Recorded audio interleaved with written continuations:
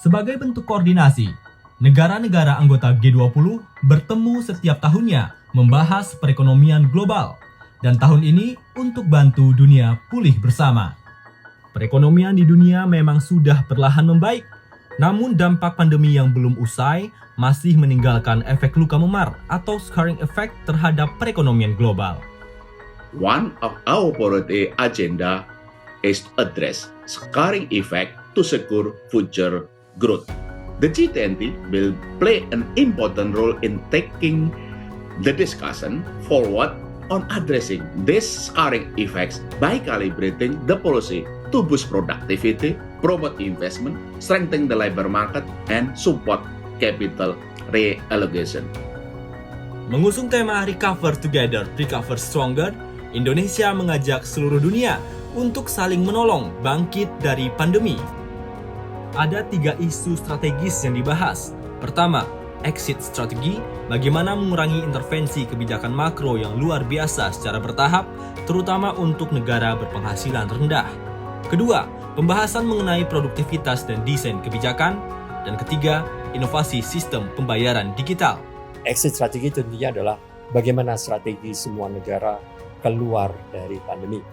Exit ini membawa pesan adalah tidak boleh ada satu negara yang terlambat, yang ada di belakang. Guna beri makna untuk perdalam literasi masyarakat terkait isu-isu agenda prioritas G20, Bank Indonesia menggelar ragam side event residensi G20. Salah satunya kuliah umum di 3 kota.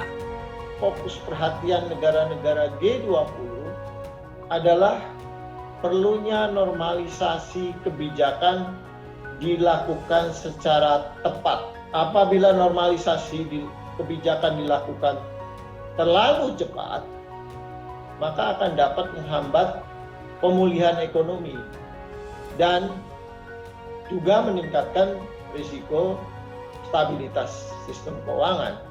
Yaitu yang pertama, bagaimana mengenai sistem pembayaran. Yang kedua adalah bagaimana inklusi keuangan digital. Dan yang ketiga tentunya bagaimana stabilitas sistem keuangan serta infrastruktur digital. Sebagai forum ekonomi utama dunia yang memiliki posisi strategis, G20 kian mengupayakan penguatan arsitektur dan ketahanan sistem keuangan internasional. Hal ini menjadi aspek penting yang ditekankan dalam pertemuan ketiga G20 International Financial Architecture Working Group atau IFAWG. Terdapat 5 topik bahasan utama pertemuan ketiga G20 IFAWG.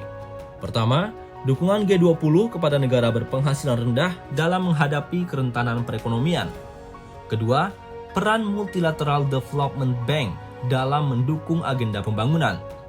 Ketiga, stabilitas sistem keuangan di tengah dinamika aliran modal antar negara. Keempat, asesmen kondisi kerentanan utang negara berpenghasilan rendah. Dan kelima, transparansi data utang. Saat events lainnya turut digelar, seperti Bank Indonesia Special Week di Pavilion Indonesia dalam Expo 2020 Dubai.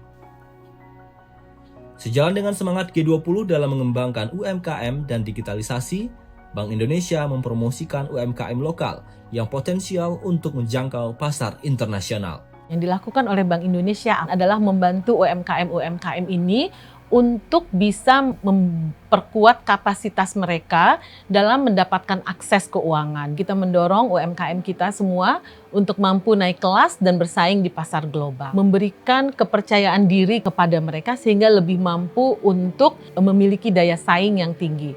Bukan hanya di pasar nasional tetapi juga di dalam global value chain. Komoditas kopi asli Indonesia jadi salah satu produk UMKM yang gencar diperkenalkan ke pasar global oleh Bank Indonesia. Bekerja sama dengan KBRI London, UMKM penghasil kopi andalan Indonesia diboyong ke London Coffee Festival tahun ini untuk merambah pasar kopi Eropa. Indonesia itu salah satu negara produsen kopi paling besar, jadi kita nomor 3 produsen.